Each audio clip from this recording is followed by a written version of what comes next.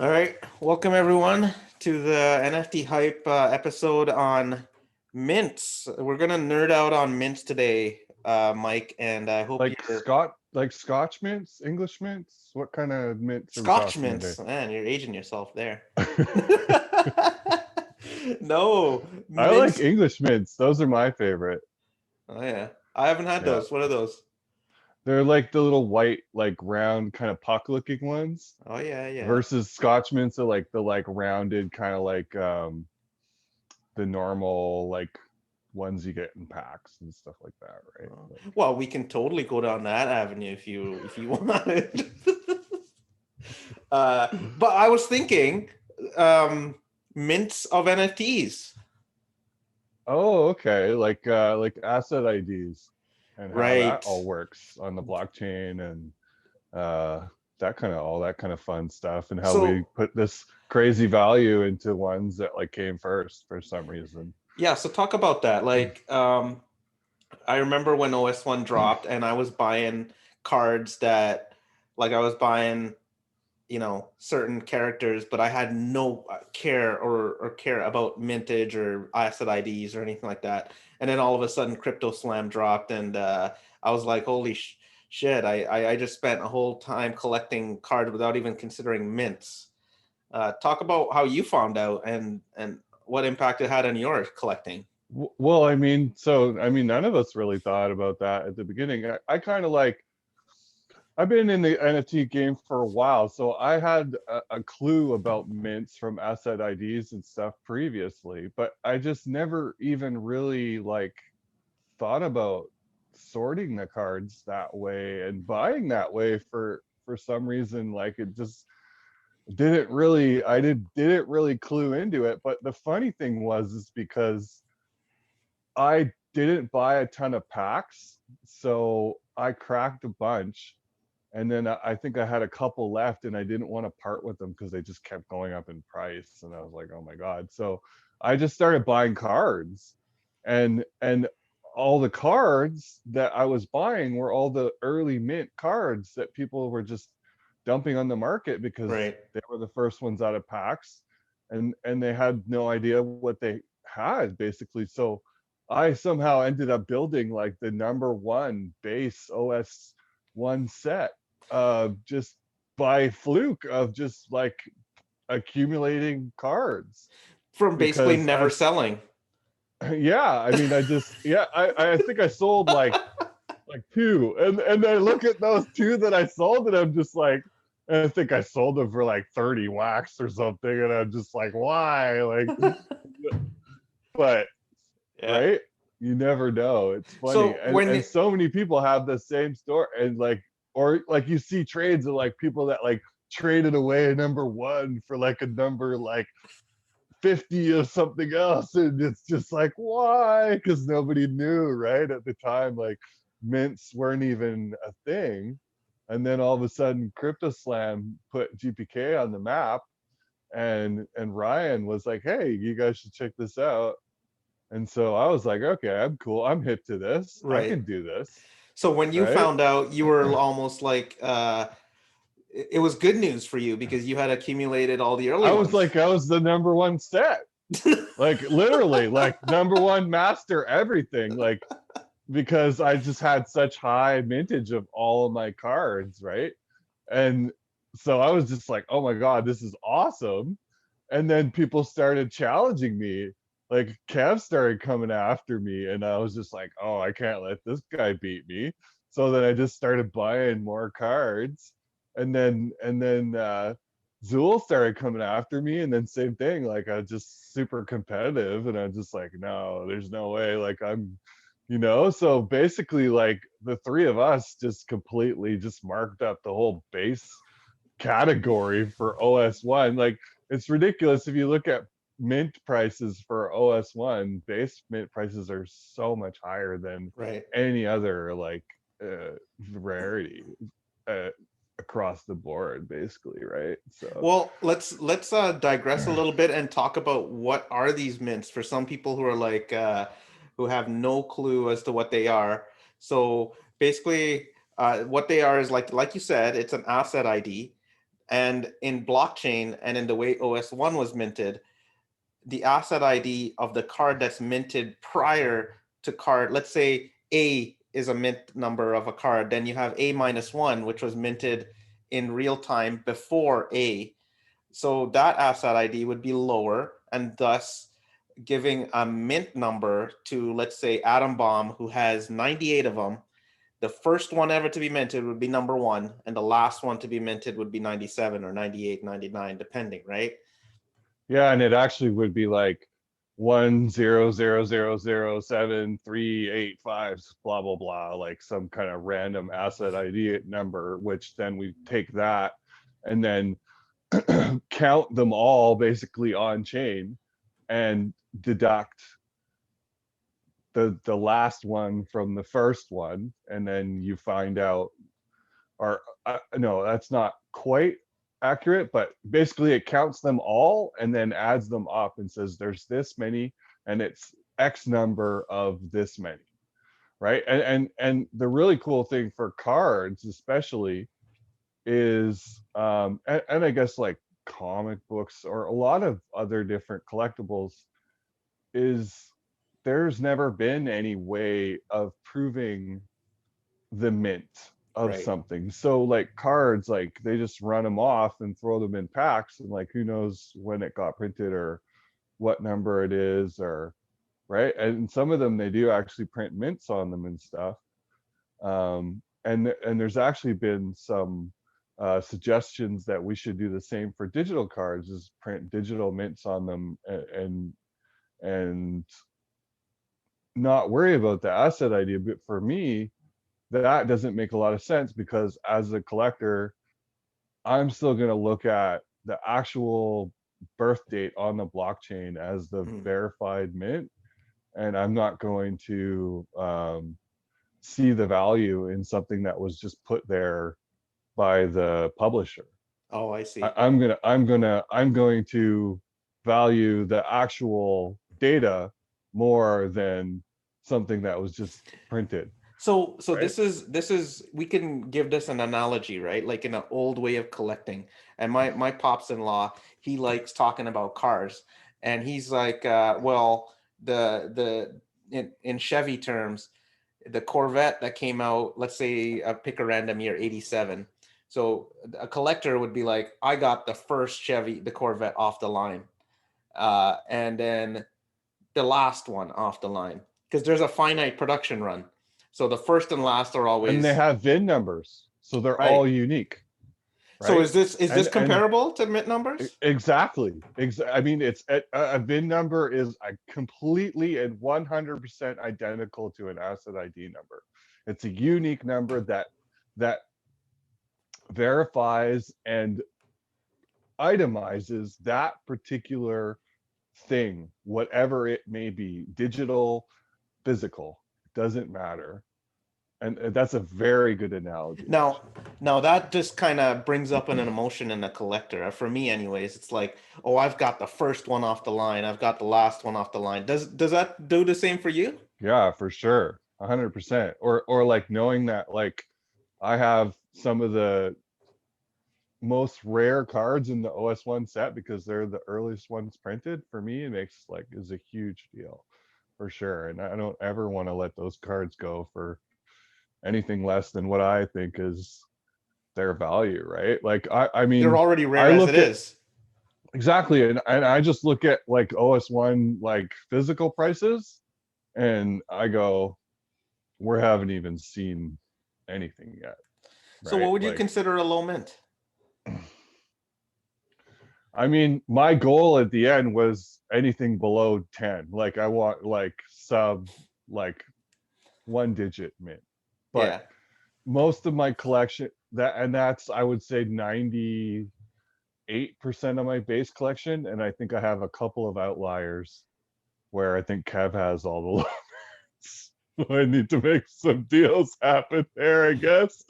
But I think there's like a couple like 27s and like maybe like a 15 or something. Okay. So those are like the stains on my collection, on my low mint collection.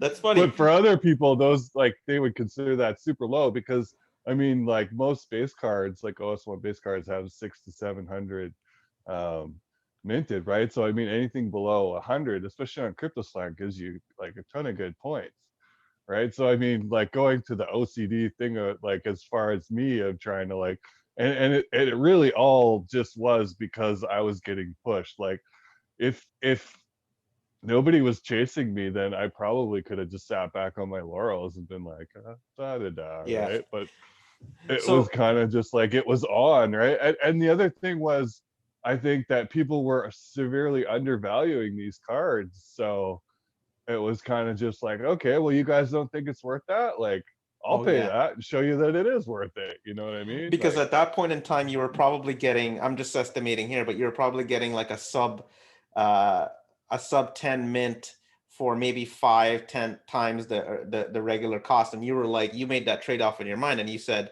yeah, 5 times that isn't that bad for that low mint, right? I was paying like 5 to 1,000 wax for sub 10 mints, like off the bat. 5,000 to 10,000 wax. No, 500 to 500. 1,000 wax, like, Okay. and that was a high. Like some of them were like 250, 150, 100. Like people were pricing them really low to begin with, Yeah, they didn't and I was value the snapping them mints. up. Yeah, And then all of a sudden people were like, hey, somebody's buying this stuff, like maybe we should price it higher. I already got them. You already got them. Yeah, I got a lot of them. So talk about Crypto Slam. Like, what is Crypto Slam, and what do you use it for, and what kind of data is available on there? So CryptoSlam is one of the best NFT uh, ranking uh, sites in the industry, I would say. They have quite a few projects on there. Um, Lots of them are wax, which is really cool now. I think something like 60% of the projects on there are wax now, or something like Yeah, that. there's quite a bit in the top 8K. Yeah. And it allows you to look at all the data about the whole set. So when it was minted, who minted it, how many were minted, what like timelines. Then So you can see all the collections. talk about what you So care about, the set rating. yeah, so the collections is a big thing for me. So there's a base, prism, and sketch set rating, as well as a master set rating for the OS1 series. And for me, the big one is base, because that's the one that I have the highest ranking cards in. Okay. And I'm number one, so I try and make sure that that stays that way as much as possible. I was And surprised you didn't bite on some of the dumpage that happened for the number ones the other day. yeah, I just didn't have a ton of liquidity at the time, but Yeah, and I Kier saw snapped Mauled those Paul up on there. on I me. was like, Mike's So gonna buy that Mauled Paul. yeah, I could have, they definitely could have got more of those, but I've been focusing more on assets that seem to have a little bit more life lately. Unfortunately, OS1 is kind of drowning in OS2's tears at the moment, it Yeah, seems like. So yeah, fair enough. I haven't been focusing on that, and Kira went ahead and got and snapped up a bunch of those number ones, which congrats to him. That's awesome. Um, Talk about I'm Master happy Mint. with number twos. I mean, but yeah, Mastermint is basically, so the master, like master Yeah. would be the first mint, the first card or NFT minted of any set. So basically, like the first one ever, Yeah. right? And then the master of, say, any variant would be the first one minted of that variant. And then the master of any character would be the first one minted of that character. And then there could be like master variant character. So different combinations of that, right? Okay. So like the master atom bomb is the first atom bomb, regardless whether it's a base, prism, sketch, or collector's edition or gold, whatever. It's the first atom bomb to ever be printed. Correct. And that could take, like, most likely it's a And then base.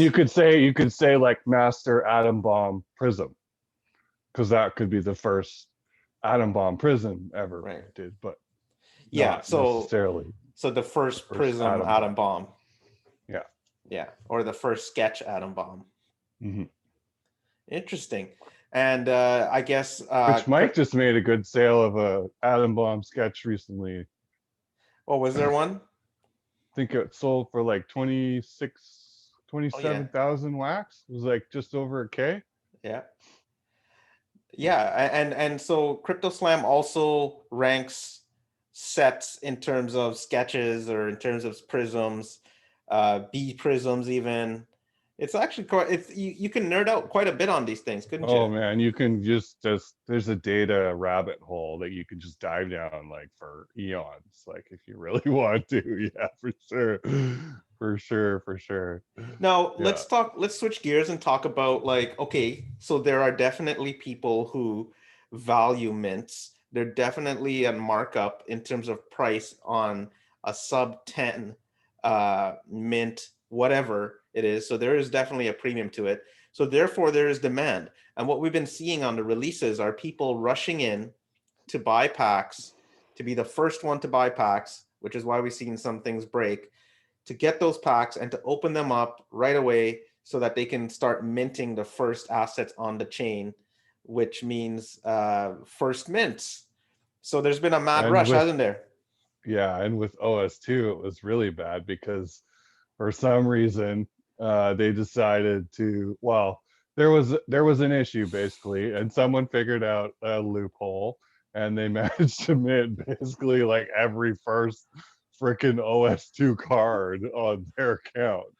So he got pretty much all the first mints, and everyone was pretty choked about that. So That guy.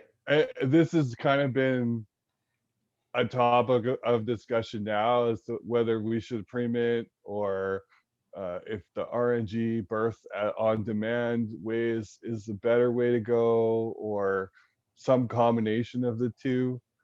And personally, as much as I love birth on demand, and like I just like opening a pack and having the cards minted at that very time, for me is really special Yeah. because it's just a moment that you can't ever get back, right? Right. Those cards didn't exist previously to you opening the pack, whereas like if you opened a pre-minted pack, then like they're randomly sorted from some pool that exists on chain somewhere, which like for me I could see that pool, so that kind of ruins some of the Mm-hmm. surprise. And I mean, yeah, like you're still not gonna know what the cards are and stuff, but they're not born when you open the pack.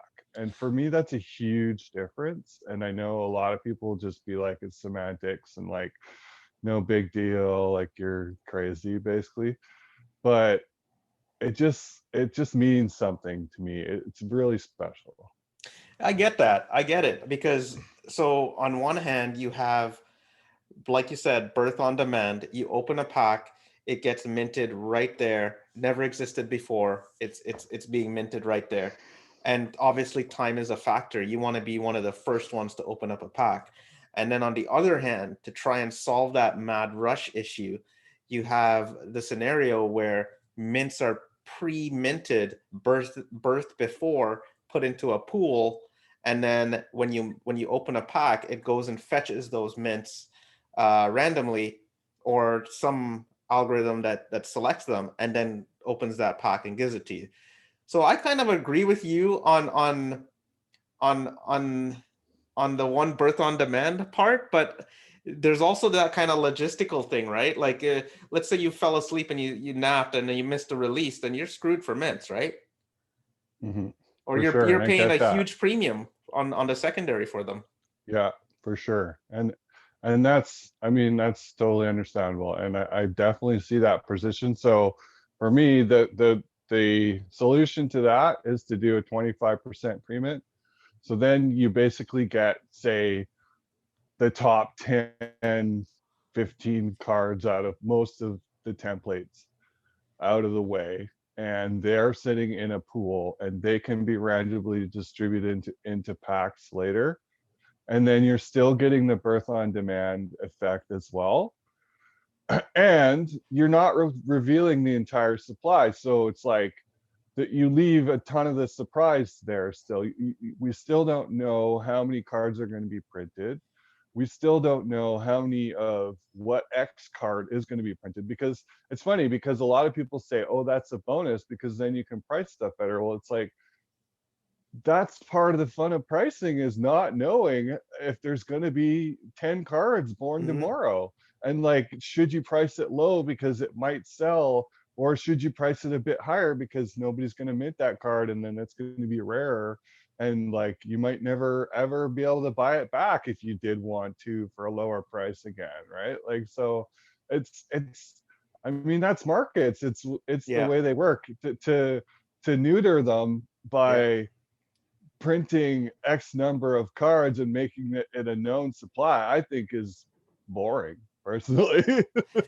I agree with you. I mean, coming back to that 25% thing, we'll come back to that. But I want to talk to you about like what you just explained there about not knowing the supply of a card. Like, for example, let's use OS1 again, just because me and you are very familiar with it. But the sketch series of OS1, let's say A sketches, you have an atom bomb, which has like 38, 36 total supply. And nobody could have known that until it got to this point where almost 75% of the packs are open, 80%. So what that happens is it goes through an RNG and prints that atom bomb according to a RNG or an algorithm. And now we never know. No one actually knew how many atom bombs there would be. And on the other side, no one knew that there was going to be only 21 Booze and Bruce, right? So there's only 21 of those guys. Yeah, or one corroded Carl CE. Right. And One. like, will there ever be another one? We don't know. And like, every time someone opens a pack, it's like, could another one pop? Right. Because it's like, it's literally the only solo card in the whole set, right? So like, that's so exciting for me that like, that we just don't know if like it's ever going to get a mate or not. You know Right. what I And mean? and Like, and it's like now that brings a different depth to the collection because you have certain characters like, okay, Booze and Bruce may not be the most popular character, but all of a sudden he's the most rarest sketch that you can have. A sketch, right?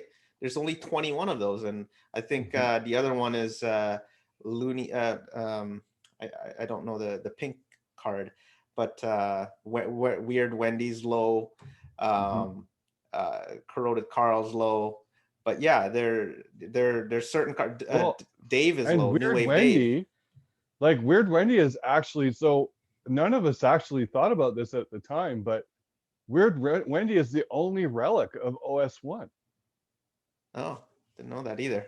right? The CE is a relic, basically, right? And there's no other relics in OS1. And no, like, I've never even heard anyone talk about this. It just hit me the other day when I was looking at OS2 relics, and I'm like, that's like Weird Wendy, like, Yeah, you're right? right. Like, Yeah. Well, what about except for the animated. yeah, they're all animated. Yeah, what about that TK one? The one with the meat? Yeah, yeah, the meat one, that's cool too. But Yeah. it's what I mean as far as like OS1 goes, there's no other relics, right? And I guess same with TK, there isn't any other relics other than the meat one. Is Yeah. that right? Yeah, Yeah. Yeah, there yeah. isn't anymore. But yeah, going back to mint, so now I like that factor of knowing because when I was collecting, I wanted to know there was a chance that there were a hierarchy. Like, so Weird Wendy was at the lowest at one point, and then all of a sudden, New Wave Dave was coming up to be the most rare. But as more time goes on, you don't know the mintage of them. Like, who knows? Somebody could open up 10 packs of GPK megas, and all of a sudden Booze and Bruce is no longer the most rare A sketch. It's Yeah. now Weird Wendy They just have because a Bruce R and DJ, and then they pull five of them, and yeah. yeah, right. Like you just never know. You don't. So that's another benefit of the unknown, not knowing the full supply. So going back to what you proposed that 25% of the cards would be pre-minted. Now, does that 25% only include sub 10 mints, or does that include the entire mintage of the card? 25% total. So 25% whatever total. whatever prints, right? I just my example was basically that I would think that 1 to 10 would at least get printed out of that 25%, right? That's kind of my Right. assumption, basically. So yeah, And most cards would be 1 to 10 out of that. Let's say a full 100K plus supply. If you print 25,000 cards, you're most likely going to get 1 to 10 or 1 to 50 of most of them, right?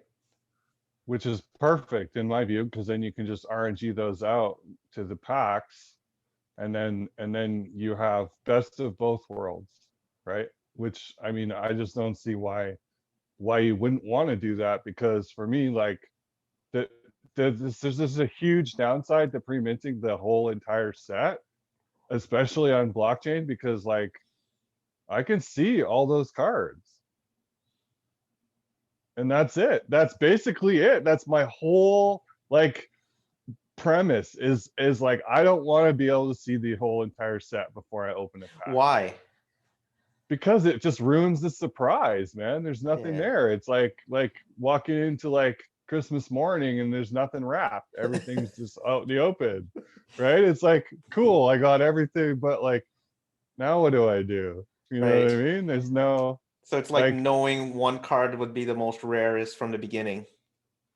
yeah, and then so then what? So then you go and buy all of those, right? And then they get run up super quick, and this way, like nobody has that advantage, or like, because that's the other thing, right? Like I'm a blockchain expert. I can go snoop all that shit and figure it all out, and like and take advantage of that, right? Versus like some noob doesn't know anything.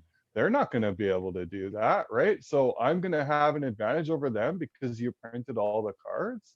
Like, and so that right there says to me basically that like you're doing it another way to make it more fair isn't really going to make it more fair, especially if you print 100% of the cards, Right. Okay. because it's just going to give people like me an advantage, and that's what they're trying to stop. Is Yeah, to so get what you're is to saying is have that there's advanced users not be able to have an upper hand, right? so what you're saying is that there's plus sides and minus sides as there is now, and if we try and correct that, there'll still be pluses and minuses. So, it's Which is almost why I'm saying that a compromise in the middle, or even a little bit less so, actually might be a lot better, because that's just going to work better for everyone, right? well, I feel as if the And release then there's no itself, like rush. the people who come up with these releases, it's a design decision, and it's what their community sort of it's going to define their set, to be honest, right? It's going to define your set, how you, if you decide to make everything known, then you Well, and take the something other, out of it. exactly, 100%. I agree entirely. And like, I think a true collector wouldn't want everything to be known, because Yeah. it's just not fun. Yeah. It's not as exciting, Yeah, I get your point right? on it. Definitely. Now let's switch gears again. So okay, we got the fact that mints are valuable. We got the fact that there's different distribution methods. Now, what do you think when it comes to using these NFTs? Like, let's say uh, uh, a set has a utility that's part of a game, like a Cogs or a Nifty Wizards or something like that, or Alien Worlds. And all of a sudden, does mints matter in this case? Should it matter? Yes, yes, it still does matter, but not as much. And it's definitely more of like a collector OCD thing at that point, for sure. Like, and it's funny, it's really funny actually, because I've just been pricing some stuff for Nifty Wizards myself, because we just dropped a bunch of stuff recently. And the way I did it was I kind of did a tier structure with the higher mints lesser expensive, and then the lower mints a little bit more expensive, while still trying to leave a little bit of room for people on the upside as well. And I found that that's been quite well received. Typically, what happens is that they get put out and then they get snapped, and then all the early mints get overpriced and nobody buys them, right? So it seems like this way a lot of people kind of get a chance to pick what they want and then pay a little bit of a premium for it, which is cool. Yeah, there's Um, definitely mint snobs out there, isn't there? yeah, for sure. But the I mean, with the utility, it gives it a base value, right? So it kind of like never really will go below that base value, because you're still going to be able to, like with Nifty Wizards, for example, like I'm going to be able to use that sword to fight somebody tomorrow, right? And Right. the next day and the day after, like, as long as we're still around, and both Curdy and I are committed to this game and to seeing it thrive, and it's doing extremely well. So, But would you guys there's consider, like, let's say a number 100 sword can do whatever, the same as a number one can, but then the number one can, 100%. but the number one can have a multiplier effect or something like that. Well, more like if like the number one, like say, um, mint holders get an airdrop or something like that, we'll Oh, take it that's into true. consideration. Or maybe at some point there might be some utility value in having a higher mint as well. We might And want to incentivize that too. speaking of which, didn't Kevin Winger do that with his artwork, like where the number one would entitle you to the physical piece?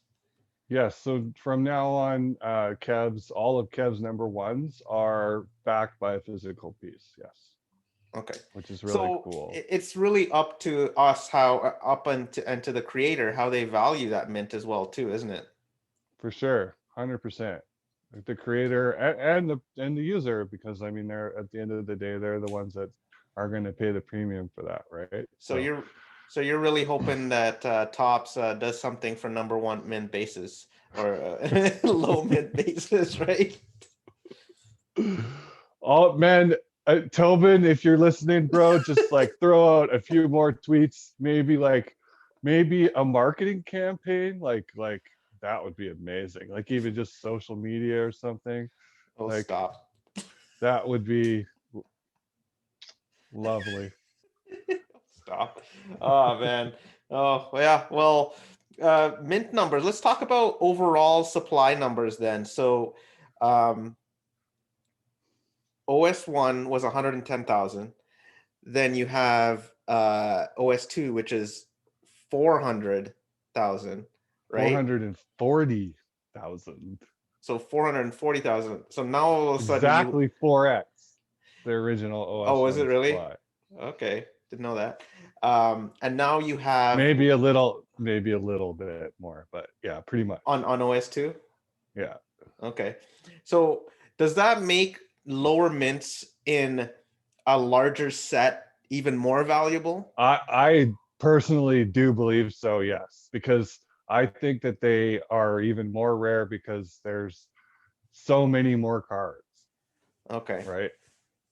Yeah. Well, I definitely agree with if you that see me point as buying well. some low OS2 before this interview goes out, then yeah, no, I totally get it. It's like they're more special, right? Yeah, for sure. And I actually snapped a bunch of low Tiger King ones too. Oh yeah. Yeah. All the sub 10 ones were ridiculous, so I was snapping like the low 20s, 30s kind of thing, but Oh, I still did really well. let's talk about this now. Okay, so that was one dimension of mints, right? Is the lower the better. We know that the last mint is kind of out of play unless you pre-mint a set because Well, that's the cool thing about some of these smaller sets, is that's not necessarily true. Like I have a couple last mints of some of these smaller sets, right? which So set? Like for example, like hotcakes, or like one I won't mention here, or can't remember. There's a couple of other Art Tunes, I think I have like lasts. So this So could be like what they did for OS1, the gold set, where they dropped exactly 25 of them, right? And of each character or of certain characters, and you have the 25 of 25. I can see that well, where it okay, so happens, right? here, so hey, Tobin Lent, here's what you do for golds. Okay, here's what you do, right? Tell us that if we complete a set, then we have a better chance, or we're entered into the draw to win a gold. There you go. Incentivize us to buy some cards, That's not a bad idea. Tobin, I hope you're listening. right? Yeah, that's a good idea. So, okay, so last mints, first mints. Now, what about numbered mints? Like I've seen people loving 69, I've seen people loving 88, I've seen people loving 666, 13. So the highest weed price in Nifty Wizards It's 420. is 420 wax. Yeah, number one, number one sold for 420. And the funny thing was, is that Cypher, the guy who sold it, he's like the weed king, because I guess he's from somewhere where it's like completely illegal and he can't like participate at all. He can't even dream of it. So Nifty Wizards, this is like his escape where you can like be the weed king, and so he buys all the weed, right? So he has number one and sold it for 420 wax. Didn't even know the 420 reference at all. I had to explain it to him. And he just did that by coincidence? He just somehow priced it at 420. Like who knows why? Yeah, which is so perfect. Like of course someone's gonna buy it for 420, right? Like Right. And that's funny because I see some listings out there. Like if you had the number 88 card or something like that, they'll sell it for $888 or 888 wax or 8,888. So there yeah, people definitely love their numbers, don't they? for sure, definitely. Or people like will want the number 100 card, or they'll want the 69, or yeah, there definitely is a number like a mint, like a nice mint thing Do you want to where hear a cool people one? what. So in OS2, there's that Ronald Reagan card, right? Mhm. And he was the 40th. I think it was the 40th president or something like that. And no, you know what? He must have been earlier than that. But whatever it was, that year of the presidency, if it was the 37th or the 40th, that the mint number 40, for example, is way higher than average because Right, somebody out there is valuing that number 40 mint because he was the 40th president. And right. forgive my facts if I'm wrong, I'm sorry, but you know, there's people out there who would do stuff like that. Oh, for sure, 100%. And it's awesome. Like I think it's funny. I think it's funny that people will attribute that value, and and um they're all good. Like that's their thing, right? So Yeah, because think of it, you have that now and you own that and you can say I own, the 40th number mint number 40 of this, and he was the 40th president. So it's kind of like a story that goes along with it, isn't it? yeah, which is cool. It's really cool. I mean, I have to admit, I think I have a couple 666s in my storage locker where I was just like, okay, this is cool.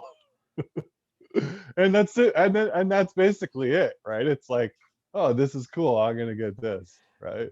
So basically there is no rhyme or reason other than what us collectors put value I on. mean, it's personal preference for Yeah. sure, a lot of it, right? And that's the other thing is like, is you can have this amazing set and nobody ever is ever gonna want to buy it unless you just find that right person that loves the same thing as you or whatever, right? Unless you price it to where it seems like it's a really good deal. But if you want to get decent value out of it, then you definitely have to find the right buyer for sure. Yeah, it's an exercise in finding the like-minded people, I guess, I suppose. Well, I think this was an awesome conversation, Mike. Maybe we'll have a follow-up as the mint debate or the mint whole topic evolves, because I think we're not at the end for sure. We should get Jonah from Atomic Assets on here, and Ben from Wax Blower, because they're big proponents of the pre-mint side, and it'd be Okay. fun to have a little mint debate maybe with them. Oh yeah, that might be. Yeah, we'll look at that. All right, man. Well, All right, buddy. let's sign off for now. Take care, everybody. All right. Peace out. Peace.